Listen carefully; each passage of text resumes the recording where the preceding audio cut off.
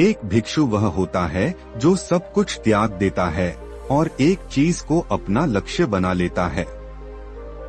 कोई भी व्यक्ति अनावश्यक रूप से भिक्षु नहीं बनता, इसके पीछे एक बड़ा कारण होता है। उस व्यक्ति के भिक्षु बनने के पीछे भी एक बड़ा कारण था। भिक्षु बनने से पहले उस व्यक्ति के मन ने उससे कई गलत काम करवाए थे, कई पाप किए थे। उस व्यक्ति का मन उसका स्वामी बन गया था और वह अपने मन का गुलाम था। जीवन में हर सुख और वैभव पाने के बाद भी उस व्यक्ति के हृदय में बहुत दर्द था और यही मानसिक पीड़ा उसे भिक्षु बनाती है। भिक्षु बनने के बाद व्यक्ति सांसारिक दुखों से मुक्त हो जाता है, जंगल में रहने चला जाता है, विभिन्न प्रकार के ध्यान और साधना करता है, भिक्षा मांगकर खाता है और एकांत और मौन का अभ्यास करता है। लेकिन फिर भी उस व्यक्ति का मन शांत नहीं होता, वह अंदर से बेचैन और परेशान रहता है। यहाँ एक बात समझने की है कि ध्यान की शुरुआत तब भी हो सकती है जब आपका मन शांत हो, जब हमारा मन हमारी बात सुने। लेकिन उस भिक्षु का मन न तो शांत था और न ही उसकी सुन रहा था। यह बात उस भिक्षु के मन में बैठी हुई थी कि मन को नियंत्रित करना असंभव है। लेकिन फिर एक दिन उस भिक्षु की मुलाकात एक ऐसे व्यक्ति से होती है जो न तो भिक्षु था और न ही कोई बुद्धिमान व्यक्ति। वह कभी एक साधारण चरवाहा था जो जंगल में भेड़ें चराता था। चरवाहा उसके पास आता है और पूछता है, क्या मैं आपकी मदद कर सकता हूँ? आप बहुत परेशान दिख रहे हैं। मैं पिछले कई दिनों से देख रहा हूँ कि आप बहुत बेचैन हैं। यदि आप चाहें तो मैं आपकी मदद कर सकता हूँ। चरवाहे की बात सुनकर तपस्वी कहता है, तुम मेरी मदद कैसे कर सकते हो? तुम एक सांसारिक व्यक्ति हो जो अपने भ्रम में लिप्त है। यह सुनकर चरवाहा तपस्वी से कहता है कि वह उसकी मदद कर सकता है। वह जानता है कि अपने मन को कैसे नियंत्रित किया जाता है। चरवाहे के मुंह से यह सुनकर तपस्वी जोर से हंसता है और कहता है, क्या कहा तुमने? तुम जानते हो मन को नियंत्रित करना। मैंने सब कुछ छोड़ दिया और जंगल में आ गया, फिर भी मैं अपने मन का गुलाम हूँ। और तुम कह रहे हो कि तुम इसे वश में कर सकते हो। चरवाहा कहता है कि मन को नियंत्रित करने के लिए सब कुछ त्यागना आवश्यक नहीं है और न ही जंगल में रहना जरूरी है।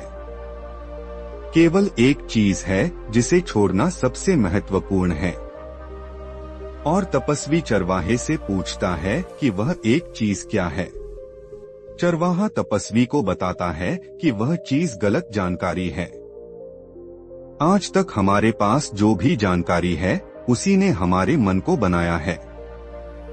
तपस्वी चरवाहे से पूछता है कि यह कैसे होता है, तो चरवाहा समझाता है, मान लीजिए कि आपने आज तक अपने जीवन में कभी सेब नहीं खाया है। आपको सेब के स्वाद के बारे में कुछ भी नहीं पता है। तो क्या आपको कभी सेब खाने का मन करेगा? कभी नहीं। इसीलिए हमारा मन सूचनाओं से बना है। तपस्वी चरवाहे से मोहित हो जाता है।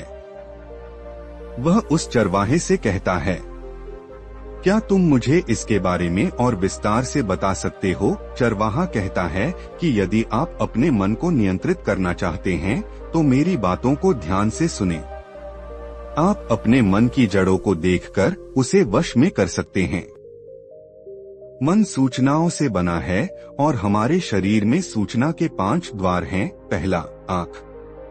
जो कुछ भी हम अपनी आँखों से देखते हैं, चाहे वह अच्छा हो या बुरा, वह हमारी स्मृति के रूप में जमा होता रहता है। दूसरा, कान। जो कुछ भी हम अपने कानों से सुनते हैं वह हमारे मन में एक बीज की तरह बो दिया जाता है। तीसरा, जीभ। जो कुछ भी हम एक बार चखते हैं वह हमारे मन की स्मृति में बना रहता है। चौथा है नाक।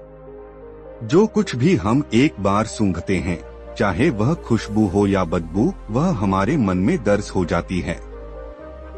और पांचवा है त्वचा।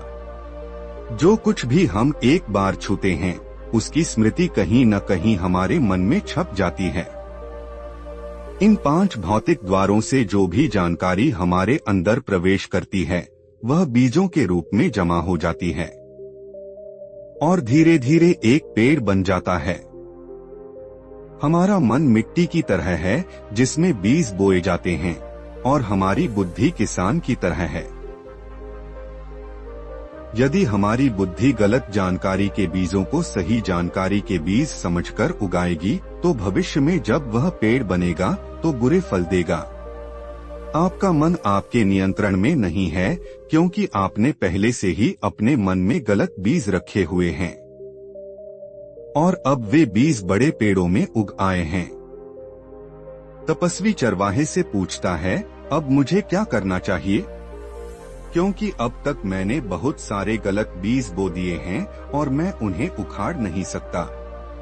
चरवाहा तपस्वी को बताता है कि अब तक आप अनजाने में गलत बीज बो रहे थे, लेकिन अब जानबूझकर सही बीज बोना शुरू करें। यदि अंदर हजारों बीज गलत हैं, तो क्या हुआ? अब लाखों सही बीज उगाने के लिए तैयार हो जाइए। आपको बस ध्यान देना होगा कि इन 5 दीवारों के माध्यम से आपके अंदर कौन सी जानकारी जा रही है और जो जानकारी भेजी जा रही है वह सही है या नहीं। तपस्वी पूछता है, यह कब तक करना होगा? वह चरवाहा कहता है, पूरा जीवन। जिस तरह आप हर दिन अपने पेट को अच्छा भोजन देते हैं, उसी तरह हर दिन आपको अपने मन को भी अच्छा भोजन देना होगा, यानी सही जानकारी और सही विचार। जीवन में हर दिन हर पल आपके पास 2 विकल्प होंगे, जिनमें से एक आपके लिए सही होगा और दूसरा गलत। लेकिन आपको हर बार सही विकल्प चुनना होगा। हमेशा याद रखें, सही चुनाव करने से आपके भीतर दर्द हो सकता है, लेकिन वह दर्द केवल कुछ समय के लिए ही रहेगा। इसलिए आपके अंदर कितना भी दर्द हो, आपको हर बार सही चुनाव करना होगा। जितनी बार आप सही चुनाव करेंगे, उतने ही अधिक आप अंदर सही बीज बोएंगे। और जिस दिन आपके अंदर सही बीजों की संख्या गलत बीजों की संख्या से अधिक हो जाएगी, उस दिन आपका मन आपके नियंत्रण में होगा। लेकिन उस दिन के लिए आपको आज से ही अपना प्रयास जारी रखना होगा। वह भिक्षु उस चरवाहे की बात समझ जाता है और उस दिन से उस भिक्षु ने अपने मन पर ध्यान देना शुरू कर दिया।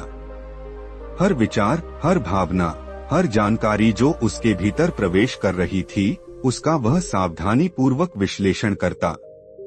उसने उन विचारों और सूचनाओं को त्यागना शुरू कर दिया जो नकारात्मक या हानिकारक थीं, और सकारात्मक और लाभकारी विचारों को अपनाना शुरू कर दिया। यह प्रक्रिया आसान नहीं थी। कई बार उसके पुराने नकारात्मक विचार प्रबल होते और उसे अपनी ओर खींचने की कोशिश करते। उसे उनसे लड़ने के लिए बहुत प्रयास करना पड़ता था, लेकिन उसने हार नहीं मानी। वह चरवाहे की बात को हमेशा याद रखता था कि सही चुनाव करने में दर्द हो सकता है, लेकिन वह दर्द क्षणिक होगा। धीरे धीरे समय बीतता गया। भिक्षु लगातार अपने मन को सही जानकारी और सही विचारों से पोषित करता रहा। उसने ध्यान और साधना का अभ्यास जारी रखा, लेकिन अब उसका ध्यान बाहरी दुनिया से हटकर अपने आंतरिक जगत पर केंद्रित हो गया था। एक दिन उसे महसूस हुआ कि उसके मन की बेचैनी कम हो गई है। उसके विचार अब उतने अराजक नहीं थे। एक शांति और स्थिरता उसके भीतर आने लगी थी, जिसे उसने पहले कभी अनुभव नहीं किया था। वह उस चरवाहे से फिर मिला। चरवाहे ने उसकी आंखों में शांति और संतोष देखा और मुस्कुराया। उसने कहा, तुमने कर दिखाया भिक्षु। तुमने अपने मन को वश में कर लिया। भिक्षु ने कृतज्ञता से सिर झुकाया और कहा, यह आपकी शिक्षाओं के कारण संभव हुआ चरवाहे। आपने मुझे वह सत्य दिखाया जो मैं इतने वर्षों तक जंगल में खोजता रहा, कभी समझ नहीं पाया। चरवाहे ने कहा, मन एक शक्तिशाली उपकरण है भिक्षु। यदि इसे अनियंत्रित छोड़ दिया जाए तो यह हमें दुख और पीड़ा की ओर ले जा सकता है, लेकिन यदि इसे सही दिशा में प्रशिक्षित किया जाए तो यह हमें शांति और मुक्ति की ओर ले जा सकता है। इस कहानी से हमें यह सीख मिलती है कि मन को नियंत्रित करना असंभव नहीं है। इसके लिए हमें केवल जागरूक रहने और लगातार सही जानकारी और सही विचारों को अपने भीतर पोषित करने की आवश्यकता है। यह एक आजीवन चलने वाली प्रक्रिया है, लेकिन इसके परिणाम शांति और आत्मनियंत्रण के रूप में अत्यंत लाभकारी होते हैं। जिस दिन हमारे भीतर सही विचारों की संख्या गलत विचारों से अधिक हो जाएगी, उस दिन हमारा मन वास्तव में हमारे वश में होगा, और यही मन को वश में करने का रहस्य है। दोस्तों, कहानी अच्छी लगी हो तो वीडियो को लाइक करके पीके स्टोरी चैनल को सब्सक्राइब कर लेना और साथ में बेल आइकन भी दबा देना। मिलता हूँ आपको एक और नई वीडियो के साथ। धन्यवाद।